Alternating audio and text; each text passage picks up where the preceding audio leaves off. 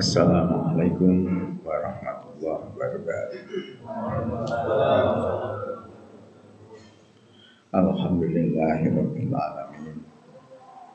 Wassalatu wassalamu ala asyrofil anbiya wal mursalin wa ala alihi wa sahbihi ajma'in. Allahumma la ilma lana illa ma 'allamtana innaka antal alimul hakim. Allahumma anfa'na bima 'allamtana wa 'allimna ma yanfa'una warzuqna ilman yanfa'una.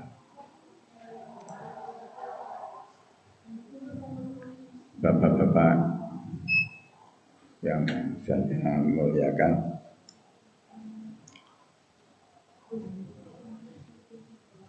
sebagai tanda syukur kita atas nikmat dan karunia yang Allah limpahkan selama ini dan terus sampai dengan nanti, antara lain memanfaatkan karunia waktu pada pagi ini untuk majelis ilmu, ya, barangkali setengah jam. Bacaan kita di Nasaihul Ibad, kita teruskan terakhir, wala yakunu aliman hatta yakuna bil ilmi amalan. Tidaklah orang yang punya ilmu itu benar-benar bermakna sehingga dia dengan ilmunya itu dia melakukannya, mengamalkannya, amilan. Itu minggu lalu saya katakan. Jadi sigoh bentuk perubahan kata itu mengandung perubahan makna. Perubahan kata itu mengandung perubahan makna. Jadi makanya saya kenalkan di sini. Di sini isim bentuknya adalah isim fa'il, amilan, fa'ilan. Ada yang fa'ilan, ada yang fa'ilan. Jadi ada dua model. Amilan artinya yang memang sering mengamalkan. Ketika itu saya bilang, kalau di percakapan pasaran di Jawa itu kan itu pancen tukang ngobrol, itu pancen tukang mencaci orang. Jadi ditambah tukang gitu. Artinya dia terbiasa melakukannya. Ya, tukang bangunan, ya, biasa melakukan bangunan. Oke, jadi ini sekedar untuk persepsi. Kemudian juga saya katakan bedanya agama kita, bedanya dalam hal menetapkan suatu putusan itu, kalau agama kita itu dhahiran wa batinan, mulai dari yang lahir sampai dengan yang batin, mulai yang di luar sampai dengan yang di dalam, itu semuanya dihitung dan diperhitungkan. Tapi kalau di dalam lingkungan hukum positif yang berlaku, perbuatan itu dikatakan perbuatan hukum, ya, apa itu melanggar atau berprestasi. Kalau perdata ada yang bukan prestasi, gitu ya. Prestasi itu artinya tidak melakukan apa yang dijanjikan, itu bukan prestasi. Ini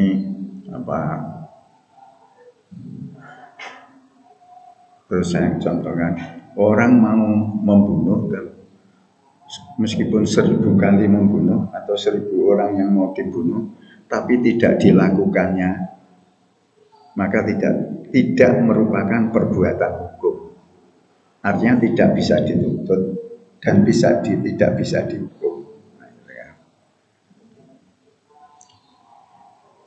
Begitu juga orang yang membenci orang lain, selama tidak diungkapkan, benci ya cuma dibuatin aja, tidak bisa dituntut, tidak bisa. Itu dihukum positif begitu. Makanya sebutnya kan bedanya ujaran kebencian, jadi diujarkan. Oke. Tapi dalam Islam, dalam Al-Quran dan menurut Allah gitu ya, itu di firman-Nya kita lihat bahasanya wala taqfu ma laisa laka bihi inna sam'a wal basara wal fu'ada kullu ulaika kana mas'ula. Jadi ini sifatnya persepsi, ulangan, jadi singkat janganlah engkau berpendirian yang pendirian itu tidak didasarkan pada ilmu. Loh, kenapa kalau kita berpergian tidak pakai ilmu? Allah memberitahu, inna sam'a, sesungguhnya pendengaran, wal basara, dan penglihatan, wal fu'adan, hati nurani, kullu ulaika, semua itu karena adalah anhu, bagi Allah akan dimintai pertanggungjawaban, mas'ulah, akan dimintai pertanggungjawaban. Jadi masih untuk batin, tapi batinnya batin elek yang itu namanya bermaksiat, itu tidak boleh dan itu akan dimintai pertanggungjawaban. Karena anhu mas'ulah. Kullu ulaika, ulaika itu apa saja ya, as-sam'a, al-basara, al-fu'ada. Sam'a basara ini lahiriah, fu'ada batiniah.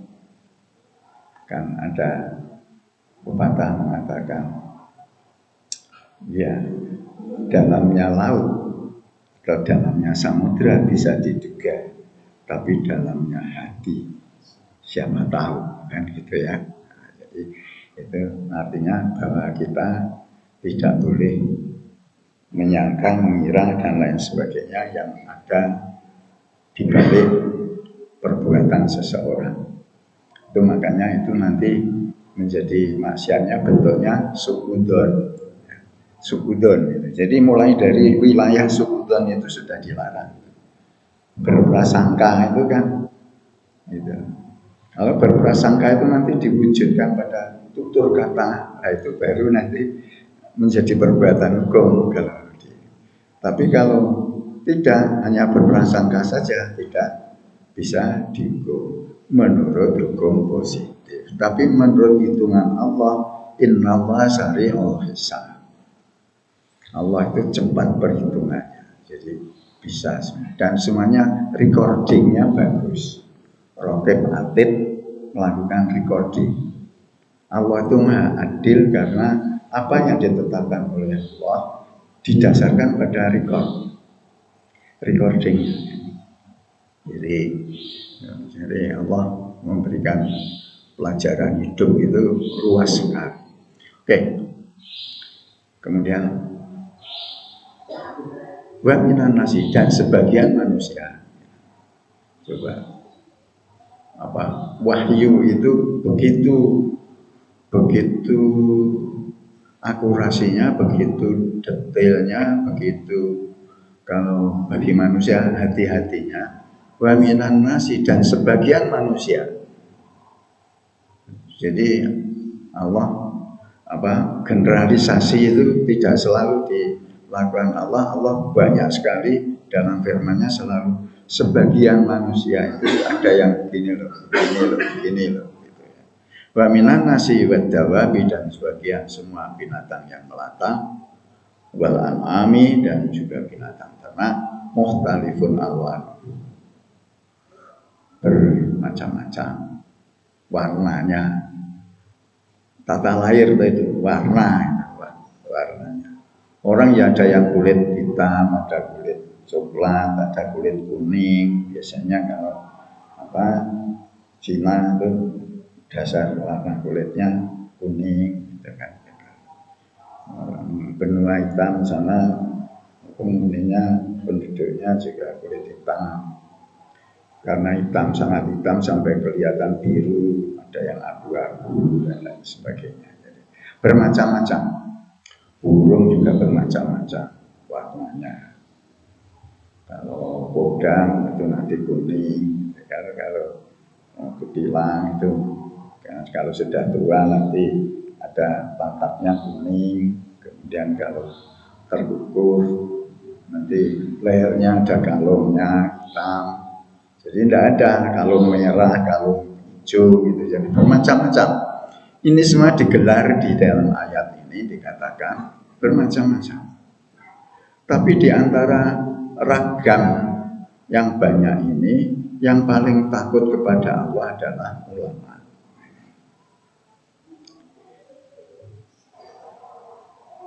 Innama yakhshallahu min ibadihi. Sebagian manusia itu dan kemudian sebagian hamba itu yang takut kepada Allah adalah ulama. Ulama adalah orang yang banyak ilmunya. Orang yang banyak ilmunya kemudian perbuatannya tidak mencerminkan takut kepada Allah, ya bisa berbuat kerusakan, bisa suka menebar fitnah dan lain sebagainya. Itu maka keulamaannya yang kemudian dipertanyakan. Karena ini standarnya. Kalau orang itu banyak ilmunya, maka dia semakin takut kepada Allah. Semakin takut kepada Allah. Nek wong malah orang wedi karo Gusti Allah. Itu dia orang pinter, maka kepinterannya, ilmunya tidak tercermin dalam sikap dan perbuatannya. Innallaha azizun ghafur, sesungguhnya Allah yang maha perkasa lagi, maha pengampun.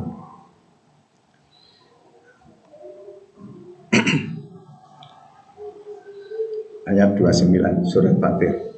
Innal ladzina yatluna kitaballahi wa aqamus shalah wa anfiqu mimma razaqnahum sirran wa alaniyatan yarjuna tijaratan lan tabur. Sesungguhnya orang-orang yang membaca kitab Allah, Al-Quran, ya, kalau di era Islam, era Muhammad, itu yang kitab Allah itu Al-Quran. Era yang Nabi sebelumnya ada Zabur, ada Taurat, ada Injil. Wa aqamus shalah, dan menegakkan salat. Tidak waf'alus shalah, tidak, tapi ba'aqamus shalah, dan menegakkan salat, mendirikan salat. Jadi salat harus ditegakkan, harus didirikan. Wa anfaqu mimma razaqnahum, dan mereka yang salat ini, yang menegakkan salat ini, mereka juga yang menafkahkan mimma, sebagian dari apa. Jadi perintah infak itu hanya sebagian mimma. Jadi tidak boleh kita total-totalan, ya. Artinya itu absolut. Tidak. Agama kita tidak mengajarkan absolutisme. Wa anfaqu mimma razaqnahum, dan mereka menginfakkan, menafkahkan, membelanjakan mimma, dari apa, razaqnahum, yang telah kami rezekikan kepada mereka. Mereka yang alladzina ini Allah perintah infak dan menunjukkan karena bisikan dan ajakan setan itu adalah pada kefakiran. Kefakiran itu maksudnya adalah manusia itu dibisik-bisiki untuk jangan berinfak, jangan membelanjakan untuk keperluan orang lain, sosial dan lain sebagainya. Kamu nanti uang itu keringat-keringat dewe. Kamu nanti gimana? Siapa yang dibayang-bayangi akhirnya tidak mau berinfak. Nah dengan begitu itu dia sukses. Yang bisik tadi pembisiknya sukses. Dan memang kebanyakan pembisik itu sukses dibisikkan. Kalau teriak-teriak itu demo, teriak-teriak itu malah tidak sukses itu. Teriak-teriak itu malah tidak sukses, tapi dibisiki, nah pembisiknya itu meneladani setan berarti ya pembisik itu. Dari tekniknya, teknokratiknya gitu.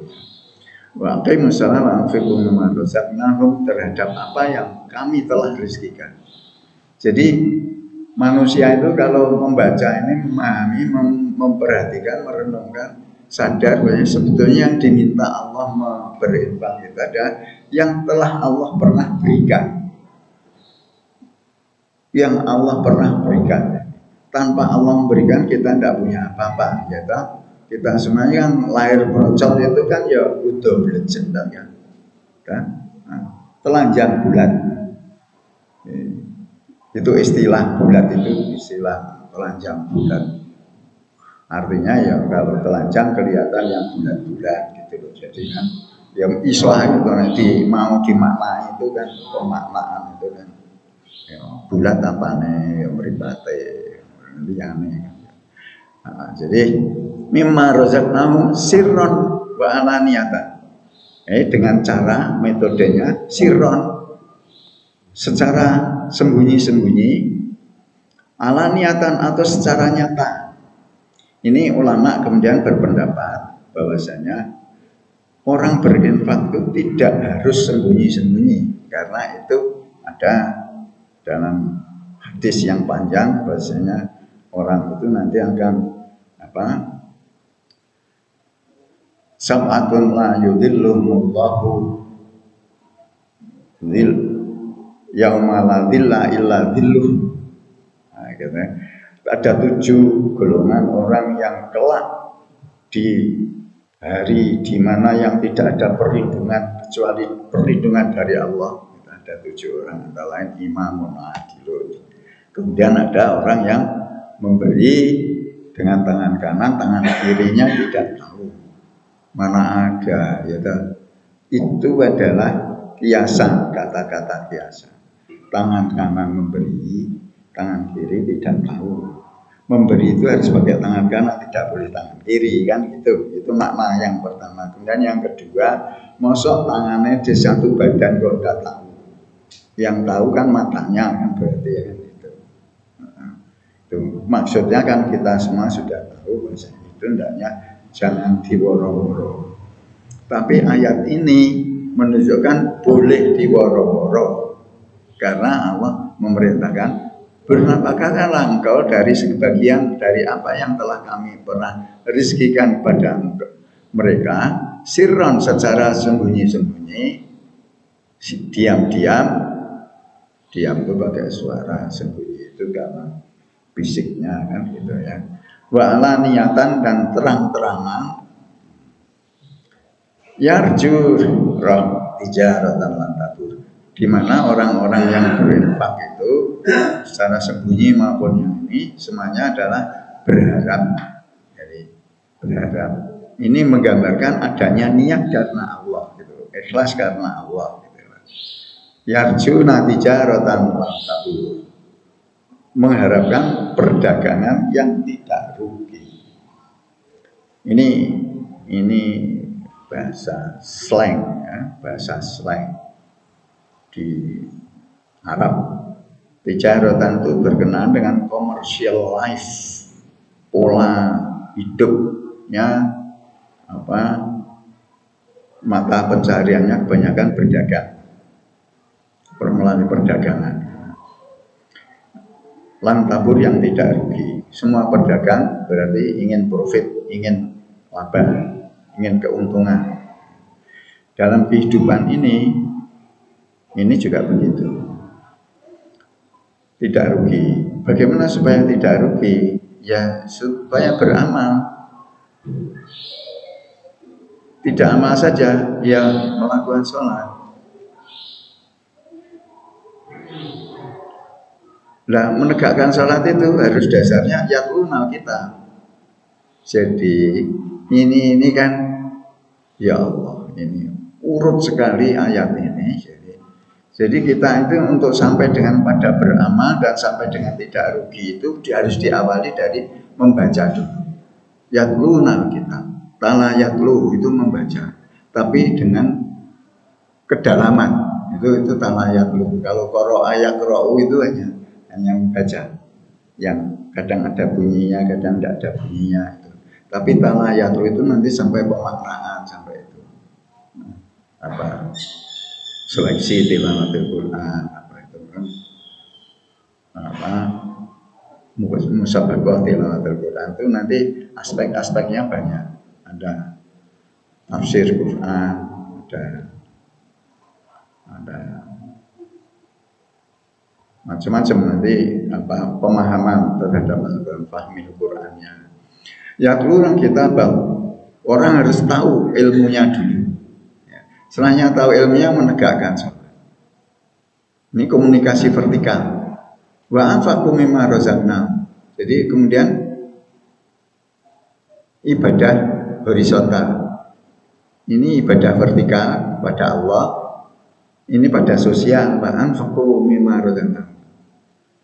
Sirron wa alaniyatan ini caranya. Kemudian ini tata hati. Tata hatinya ini yarjuna tijaratan lan berharap. Jadi apa? Ini berarti ini loh amilan ini loh. Ini menerangkan amilan ini. Jadi apa? Orang yang apa artinya orang membaca peraturan kalau tidak diamalkan? Itu kalau kita ngikuti taksinnya Ustaz Muhsin itu kan di modul taksin itu kan selalu di catatan kaki itu kan Imam Jaziri ya, itu siapa itu mengatakan bahwa tidak ada bedanya orang yang tahu tajwid dan orang yang tidak tahu tajwid jika membaca Al-Qur'annya tidak dipraktekkan dengan mulutnya sesuai dengan ilmu tajwid itu gitu loh. Itu menuntut praktek gitu artinya. Ada ilmu tapi rajin cari ilmu tapi ilmunya tidak digunakan gitu, tidak dilaksanakan. Supaya latihan tajrib supaya sering dilatih. Makanya di Sumatera dikatakan kalah bisa karena biasa. Jadi harus dibiasakan nanti biar kemudian bisa. Oke. Liyuwafiyahum ujurahum wa yazidahum. Liyuwafiyahum yang demikian ini, petunjuk-petunjuk ini semuanya agar Allah bisa menunjukkan kepada mereka, agar Allah bisa memberikan balasan. Liyuwafiyahum ujurahum terhadap pahala-pahalanya atas prestasinya. Wa yazidahum min fadli dan kemudian Allah dapat menambahkan kepada mereka karunia-Nya. Fadlah itu yang dulu itu adalah kelebihan. Jadi Allah memberi kita itu ada yang sudah dipaket gitu. Kemudian nanti ada yang kelebihan di luar paket. Itu sistem Allah memberikan karunia pada makhluknya gitu. Maka kemudian ada yang tidak memahami tentang pembagian Allah pada kehidupan ini, kemudian bersuudzon kepada Allah, kemudian kadang-kadang wujudnya bisa putus asa. Aku wis niatane aku ndonga nganti babak belur lagi piye carane ndonga kok ndonga nganti iso babak belur dulu. Itu carane kok jungkir balik kok piye kan gitu. Jadi kadang-kadang itu kata-kata kata-kata. Kata-kata itu maknanya itu yang mengetahui ya yang pemakai bahasa. Oke. Jadi agar semua itu kan nanti kan kalau dalam perbuatan itu kan ada kegiatan, kemudian kegiatan nanti melahirkan output nanti melahirkan benefit itu melahirkan outcome melahirkan benefit, kemudian berimpact kan gitu. Urut-urutannya gitu. Ini juga liwaf yauni impact, sudah pada taraf impactnya. Jadi Allah memberikan karunia yang lebih.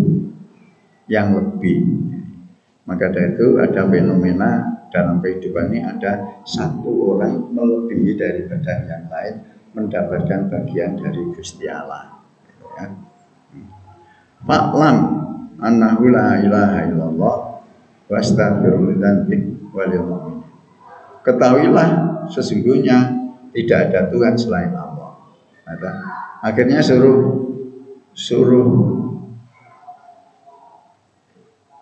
memahami bahasanya tidak ada Tuhan selain Allah. Kalau paham terhadap Allah, maka orang kemudian makrifat terhadap kesalahannya sendiri.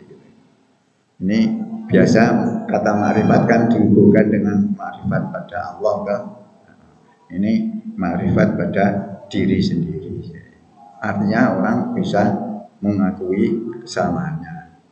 Biasanya orang kan selalu the enemy is over there. Orang itu dikatakan musuh itu ada di sana. Dalam suatu organisasi kan selalu yang salah itu dicari orang lain, gitu ya. Selalu dicari orang lain, tapi diri sendiri secara internal. Jadi membacanya harus eksternal dan juga internal. Ketahuilah bahasanya tidak ada Tuhan selain Allah. Kalau sudah tidak ada Tuhan selain Allah, terus bagaimana? Wastaghfir lidzanbika. Oleh karena itu mohon ampunlah engkau terhadap dosa-dosamu. Lu apa dosa? Iya, semua orang itu bisa dosa. Bedanya kalau orang Nasoro itu melihat dosa adalah sebagai warisan. Ada dosa waris. Nanti yang nebus ya cuma satu, Yesusnya yang nebus melalui tiang salib sebagai upah dosa. Keyakinannya bahwasanya dengan mempercayai dia adalah penebus dosa, maka dijamin masuk surga. Kelakuannya piye itu nggak ada urusan. Itu kita bukan ini provokasi, tapi menunjukkan bedanya ajaran kita dan ajaran mereka. Jadi ada yang tanpa prestasi cukup percaya itu sudah menggapai surga. Kalau dalam Al-Quran di mana-mana kan petunjuk itu selalu kita harus melakukan prestasi. Baru nanti lahir teken prestasi. Ini termasuk teken prestasi. Liyafiyahum ujurahum wa yazidahum min fadli. Innallaha ghafurun syakur. Ampunlah terhadap dosa. Walil mukminin, dan orang-orang mukmin. Jadi minta ampun itu perintah Allah ini di surat Muhammad ayat 19. Suruh untuk kepentingan diri sendiri dan juga orang lain. Orang-orang mukmin yang lain juga dimintakan ampun. Walil mukminin, wal mukminah, dan orang mukmin yang wallahu ya'lamu mutaqallabakum wa maswaakum. Dan Allah selalu, ini pakai sigo mudhari, yang Allah selalu mengetahui mutaqallabakum, usaha-usaha. Jadi usaha itu kadang-kadang di ayat itu pakai kasabah yang sibuk itu, kadang-kadang nih mutaqallabakum. Iki nek carane iki nek diterjemahkan bahasa Jawa malah pas ini. Wallahu ya'lamu mutaqallabakum. Sak temene Gusti Allah itu ngerteni sumuruh marang